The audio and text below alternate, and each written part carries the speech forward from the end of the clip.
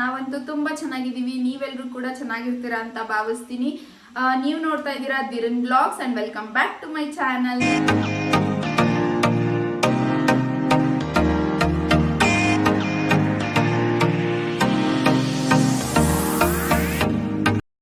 ಇವತ್ತು ನಾನು Sunday ಬೆಳಗ್ಗೆಯಿಂದನೇ video ಶುರು ಮಾಡ್ಕೊಂಡಿದ್ದೀನಿ. ಸ್ವಲ್ಪ ಹೊರಗಡೆ ಕೆಲಸ ಇದೆ, ಹೋಗಬೇಕು.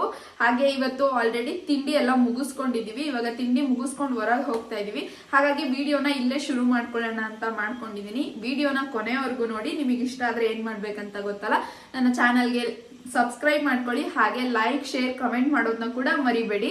ಹಾಗೆ ಈ ವಿಡಿಯೋ ನಿಮ್ಮ ಫ್ರೆಂಡ್ಸ್ ಅಂಡ್ ಫ್ಯಾಮಿಲೀಸ್ಗೆ ಯೂಸ್ಫುಲ್ ಆಗುತ್ತೆ, ಎಂಟರ್ಟೈನಿಂಗ್ ಅನ್ಸುತ್ತೆ ಅಂದರೆ ಅವ್ರಿಗೆ ಕೂಡ ಶೇರ್ ಮಾಡಿ ಆ್ಯಂಡ್ ಅವ್ರಿಗೆ ಕೂಡ ಸಬ್ಸ್ಕ್ರೈಬ್ ಮಾಡ್ಕೊಳ್ಳೋಕೆ ತಿಳಿಸಿ.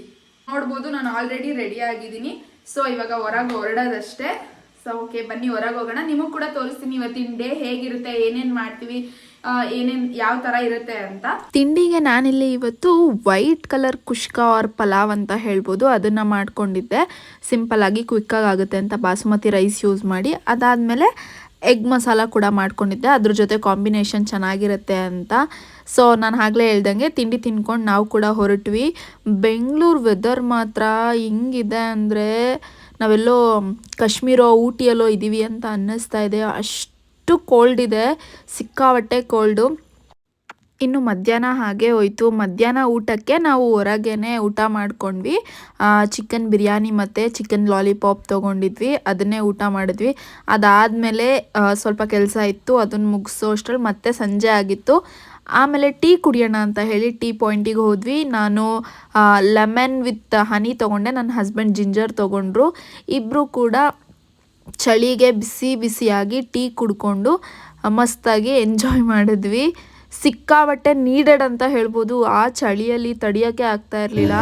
ಆಮೇಲೆ ಟೀ ಕುಡಿದ್ಮೇಲೆ ಸ್ವಲ್ಪ ಸಮಾಧಾನ ಅನ್ನಿಸ್ತು. ಅದಾದಮೇಲೆ ಬರ್ತಾ ಆನ್ ದ ವೇಯಲ್ಲಿ ಈ ಡ್ರಾಮಾ ನಡೀತಾ ಇತ್ತು. ನನಗಂತೂ ನೋಡಿ ತುಂಬ ಖುಷಿ ಆಯಿತು. ಶ್ರೀಕೃಷ್ಣ ಸಂಧಾನ ಅಂತ ಅವ್ರ ಮೇಕಪ್ಪು, ಅವ್ರ ಕಾಸ್ಟ್ಯೂಮ್ಸು ತುಂಬ ಚೆನ್ನಾಗಿತ್ತು.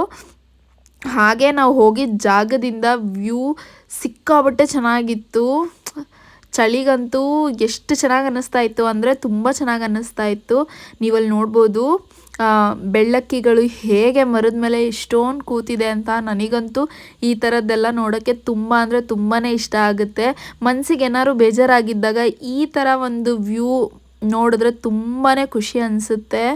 ನಾನು ಮತ್ತೆ ಸಂಜೆಯಿಂದ ವಿಡಿಯೋ ಕಂಟಿನ್ಯೂ ಮಾಡ್ತಾ ಇದ್ದೀನಿ. ಹೊರಗೆ ಸ್ವಲ್ಪ ಕೆಲಸ ಇದೆ ಅಂತ ಹೇಳಿದ್ನಲ್ಲ, ಹೋಗ್ಬಿಟ್ಟು ಬಂದ್ವಿ. ಸಿಕ್ಕಾಬಟ್ಟೆ ಟಯರ್ಡ್ ಆಗಿದೆ. ಲೈಟಾಗಿ ಏನಾದರೂ ಊಟಕ್ಕೆ ಮಾಡ್ಕೊಳ್ಳೋಣ ಅಂತ ಹೇಳಿ ಅನ್ನ ಮತ್ತು ರಸಮ್ ಮಾಡ್ಕೊತಾ ಇದ್ದೀನಿ. ನಾನಂತೂ ರಸಮ್ನ ಫುಲ್ ಸಿಂಪಲಾಗಿ ಮಾಡ್ಕೊತೀನಿ, ಈಸಿಯಾಗಿ ಕ್ವಿಕ್ಕಾಗಿ ಆಗೋಗ್ಬಿಡುತ್ತೆ ಒಂದು 5-10 ಮಿನಿಟ್ಸಲ್ಲಿ. ಸೊ ಆ ರೆಸಿಪಿ ಕೂಡ ನಿಮ್ಮ ಜೊತೆ ಶೇರ್ ಮಾಡ್ತೀನಿ. ಸೊ ಬನ್ನಿ, ಸಿಕ್ಕಾಪಟ್ಟೆ ಟಯರ್ಡ್ ಆಗಿದೆ, ಟೈಮ್ ವೇಸ್ಟ್ ಮಾಡಿದೆ. ಬೇಗ ಬೇಗ ಅಡುಗೆ ಮಾಡಿ ಊಟ ಮಾಡಿ ಮಲ್ಕೊಬಿಡೋಣ.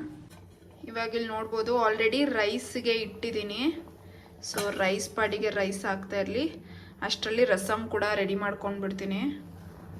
ನಾನಿಲ್ಲಿ ರಸಮ್ ಮಾಡೋಕ್ಕೆ ಒಂದು ಬಾಣಲಿ ಇಟ್ಕೊಂಡು ಒಗ್ಗರಣೆದು, ಅದಕ್ಕೆ ಸ್ವಲ್ಪ ಜೀರಿಗೆ, ಮೆಣಸು, ಹಾಗೆ ಒಂದು 4-5 ಕಾಳು ಮೆಂತ್ಯ ಹಾಕ್ಕೊಂಡಿದ್ದೀನಿ. ನಾನಿಲ್ಲಿ ಜೀರಿಗೆ ಪ್ರಪೋರ್ಷನ್ ಸ್ವಲ್ಪ ಜಾಸ್ತಿ ಹಾಕ್ಕೊಂಡಿದ್ದೀನಿ. ಹಾಕ್ಕೊಂಡು ಇದನ್ನು ಡ್ರೈ ರೋಸ್ಟ್ ಮಾಡ್ಕೊತೀನಿ. ಚೆನ್ನಾಗಿ ಅದು ಗಮ್ ಅಂತ ವಾಸನೆ ಬರುತ್ತೆ. ಆ ಸ್ಮೆಲ್ ಬರೋವರೆಗೂ ನೀಟಾಗಿ ಡ್ರೈ ರೋಸ್ಟ್ ಮಾಡಿಕೊಂಡು ಇದನ್ನು ನಾವು ಪೌಡರ್ ಮಾಡ್ಕೊಬೇಕು. ಇದು ಒಂದು ಪೌಡರ್ ನೀವು ರೆಡಿ ಮಾಡಿ ಇಟ್ಕೊಂಡ್ಬಿಟ್ಟಿದ್ರೆ 10 ಮಿನಿಟ್ಸಲ್ಲಿ ಆರಾಮಾಗಿ ನೀವು ರಸಮ್ ಮಾಡ್ಕೊಂಡು ಬಿಡ್ಬೋದು. ಆಗಲೇ ಜೀರಿಗೆ, ಮೆಣಸು ಮತ್ತು ಮೆಂತ್ಯ ಏನು ಹುರಿದಿಟ್ಕೊಂಡಿದ್ನಲ್ಲ, ಅದನ್ನ ಒಂದು ಸತಿ ಪೌಡರ್ ಮಾಡ್ಕೊಂಡಿದ್ದೀನಿ ಮಿಕ್ಸಿ. ಒಂದು ಸ್ವಲ್ಪ ಅದು ಪೌಡರ್ ಆದಮೇಲೆ ಅದಕ್ಕೆ ಒಂದು ಸ್ವಲ್ಪ ಬೆಳ್ಳುಳ್ಳಿ ಸೇರಿಸ್ಕೊಂಡು ಜಸ್ಟ್ ಒಂದೇ ಒಂದು ರೌಂಡ್ ಮಿಕ್ಸರ್ ಮಾಡ್ಕೊತೀನಿ. ಇವಾಗ ಇಲ್ಲಿ ನೀವು ನೋಡ್ಬೋದು ನಾನು ಅದನ್ನ ಏನೋ ಗಾರ್ಲಿಕ್ ಹಾಕಿ ಸ್ವಲ್ಪ ಪೌಡರ್ ಮಾಡ್ಕೊಂಡಿದ್ದೀನಿ ಪೌಡರ್ ಜೊತೆ. ಹಾಗೆ ಈ ಕಡೆ ಒಂದು 3 ಟೊಮ್ಯಾಟೋನ ಬೇಯಕ್ಕೆ ಹಾಕ್ಕೊಂಡಿದ್ದೀನಿ. 3 ಟೊಮ್ಯಾಟೊ ಅಂದರೆ ನಾನು ತುಂಬ ಚಿಕ್ಕ ಟೊಮ್ಯಾಟೋಸ್ ಇತ್ತು ಮನೇಲಿ, ಹಾಗಾಗಿ ಒಂದು 3 ಹಾಕ್ಕೊಂಡಿದ್ದೀನಿ. ಇದ್ರ ಜೊತೆಗೆ ಸ್ವಲ್ಪ ಹುಣಸೆ ಹಣ್ಣು ಕೂಡ ಹಾಕ್ಕೊಂಡಿದ್ದೀನಿ. ನೀವು ಸ್ವಲ್ಪ ದೊಡ್ಡ ಟೊಮ್ಯಾಟೊ ಇತ್ತು ಅಂದರೆ 1 ಕೂಡ ಬಳಸ್ಕೋಬೋದು, ಕಮ್ಮಿ ಕ್ವಾಂಟಿಟಿಯಲ್ಲಿ ರಸಮ್ ಮಾಡ್ತಾ ಇದ್ದೀರಾ ಅಂದರೆ. ಇಲ್ಲ ಸ್ವಲ್ಪ ಜಾಸ್ತಿ ರಸಮ್ ಅಂದರೆ ಒಂದು 2 ಟೊಮ್ಯಾಟೊ ಬಳಸ್ಕೊಬೋದು. ಸೊ ನಾನು ಇಲ್ಲಿ ತುಂಬ ಪುಟ್ಟೋದಿತ್ತಂತ 3 ಟೊಮ್ಯಾಟೊ ಹಾಕ್ಕೊಂಡಿದ್ದೀನಿ. ಅದ್ರ ಜೊತೆ ಸ್ವಲ್ಪ ಹುಣಸೆ ಹಣ್ಣು ಹಾಕ್ಕೊಂಡು ಟೊಮ್ಯಾಟೊ ಸ್ವಲ್ಪ ಬೇಯೋವರೆಗೂ ಬಾಯ್ಲ್ ಮಾಡ್ಕೊತೀನಿ. ರಸಮ್ಗೆ ಒಗ್ಗರಣೆ ಹಾಕ್ಕೊಳ್ಳೋಣ. ನಾನು ಪಾತ್ರೆ ಇಟ್ಕೊಂಡು ಅದಕ್ಕೆ ಸ್ವಲ್ಪ ಆಯಿಲ್ ಹಾಕ್ಕೊತಾ ಇದ್ದೀನಿ. ಆಯಿಲ್ ಬಿಸಿ ಆದಮೇಲೆ ಅದಕ್ಕೆ ನಾರ್ಮಲ್ ಒಗ್ಗರಣೆ ಕೊಟ್ಕೊಳ್ಳೋದಷ್ಟೇ. ಸಾಸಿವೆ ಹಾಕ್ಕೊಂಡಿದ್ದೀನಿ, ಆಮೇಲೆ ಸ್ವಲ್ಪ ಕರ್ಬೇವಿನ ಸೊಪ್ಪು, ಆಮೇಲೆ ಒಂದು 4 ಒಣಗಿರೋ ಮೆಣಸಿನ್ಕಾಯಿನ ಕೈಯಲ್ಲೇ ಮುರಿದು ಹಾಕೋತಾ ಇದ್ದೀನಿ. ನೀವು ಬೇಕಿದ್ರೆ ಸ್ವಲ್ಪ ಎಕ್ಸ್ಟ್ರಾ ಬೆಳ್ಳುಳ್ಳಿನ ಲಜ್ಜಿ ಕೂಡ ಈ ಟೈಮಲ್ಲಿ ಹಾಕೋಬೋದು. ನಾನೇನು ಎಕ್ಸ್ಟ್ರಾ ಬೆಳ್ಳುಳ್ಳಿ ಹಾಕೋಂತ ಇಲ್ಲ, ನಾನು ಆಲ್ರೆಡಿ ಬೆಳ್ಳುಳ್ಳಿನ ಪೌಡರ್ ಜೊತೆಗೆ ಹಾಕೊಂಡು ಗ್ರೈಂಡ್ ಮಾಡಿದ್ದೀನಲ್ಲ, ಹಾಗಾಗಿ ನಾನೇನು ಮತ್ತೆ ಬೆಳ್ಳುಳ್ಳಿ ಸೇರಿಸ್ಕೊತಾ ಇಲ್ಲ. ನೀವು ಮತ್ತೆ ಎಕ್ಸ್ಟ್ರಾ ಬೆಳ್ಳುಳ್ಳಿ ಹಾಕ್ಕೊಂಡ್ರೆ ಅದು ಕೂಡ ಚೆನ್ನಾಗಿರುತ್ತೆ. ಆಗಲೇ ಪೌಡರ್ ಮಾಡಿ ಇಟ್ಕೊಂಡಿದ್ನಲ್ಲ ಅದನ್ನು ಹಾಕ್ಕೊತೀನಿ. ಈ ಪೌಡರ್ ಹಾಕ್ಕೊಳ್ಳೋವಾಗ ಸ್ವಲ್ಪ ಗ್ಯಾಸು ಸಿಮ್ಮಲ್ಲೇ ಇಟ್ಕೋಬೇಕು, ಇಲ್ಲಾಂದರೆ ಇದು ಸೀದೋಗ್ಬಿಡುತ್ತೆ. ಇದು ತುಂಬ ನೀವು ಹೈ ಫ್ಲೇಮಲ್ಲಿ ಇಟ್ಟಿದ್ರೆ ಈ ಪೌಡರ್ ಎಲ್ಲ ಫುಲ್ಲು ಸೀದೋಗಿ ಕಪ್ಪಗಾಗ್ಬಿಡುತ್ತೆ. ಅದಕ್ಕೆ ಸ್ವಲ್ಪ ಲೋ ಫ್ಲೇಮಲ್ಲೇ ಇಟ್ಕೋಬೇಕು.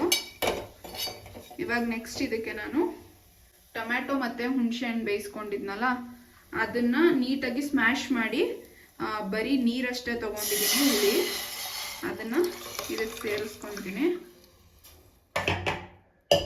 ಇವಾಗ ನಾನು ಇದಕ್ಕೆ ರುಚಿಗೆ ಎಷ್ಟು ಬೇಕೋ ಅಷ್ಟು ಉಪ್ಪು ಸೇರಿಸ್ಕೊತಾ ಇದ್ದೀನಿ. ಉಪ್ಪು ಸೇರಿಸ್ಕೊಂಡು ಇದನ್ನು ನೀಟಾಗಿ ಕುದಿಯೋಕೆ ಬಿಡಬೇಕು. ಇದು ನೀಟಾಗಿ ಕುದ್ರೆ ರಸಮ್ ರೆಡಿಯಾಗಿ ಹೋಗ್ಬಿಡುತ್ತೆ ಅಷ್ಟೇ. ಇವಾಗ ನೀವು ನೋಡ್ಬೋದು ರಸಮ್ ಚೆನ್ನಾಗಿ ಕುದಿ ಬರ್ತಾ ಇದೆ. ಇದು ಸ್ವಲ್ಪ ಚೆನ್ನಾಗಿ ಕುದಿಬೇಕು. ಅಷ್ಟೇ, ಚೆನ್ನಾಗಿ ಕುದ್ರೆ ರಸಮ್ ರೆಡಿಯಾಗಿ ಹೋಗ್ಬಿಡುತ್ತೆ. ಇನ್ನು ನಾವು ನೈಟು ಅನ್ನ ಮತ್ತು ಬಿಸಿ ಬಿಸಿ ರಸಮ್ ಮಾಡಿಕೊಂಡು ಅದಕ್ಕೆ ನಂಚ್ಕೊಳ್ಳೋಕ್ಕೆ ಅಂದ್ಬಿಟ್ಟು ಸ್ವಲ್ಪ ಹಪ್ಳ ಮಾಡ್ಕೊಂಡಿದ್ವಿ. ಬೇಗ ಬೇಗ ಊಟ ಮುಗಿಸಿ ಯಾವಾಗ ಮಲ್ಕೋತೀವಿ ಅನ್ನೋಂಗಾಗಿತ್ತು. ಸೊ ಊಟ ಮಾಡಿ ಮಲ್ಕೊಂಡ್ಬಿಟ್ವಿ. ಈ ವಿಡಿಯೋನ ಇಲ್ಲಿವರೆಗೂ ನೋಡಿದ್ದಕ್ಕೆ ಥ್ಯಾಂಕ್ ಯು ಸೋ ಮಚ್. ಮತ್ತೆ ಇನ್ನೊಂದು ವಿಡಿಯೋದಲ್ಲಿ ಸಿಗೋಣ. ಅಲ್ಲಿವರೆಗೂ tata bye, take care, love you all. ಇದೇ ಥರ ಸಪೋರ್ಟ್ ಮಾಡ್ತಾಯಿರಿ.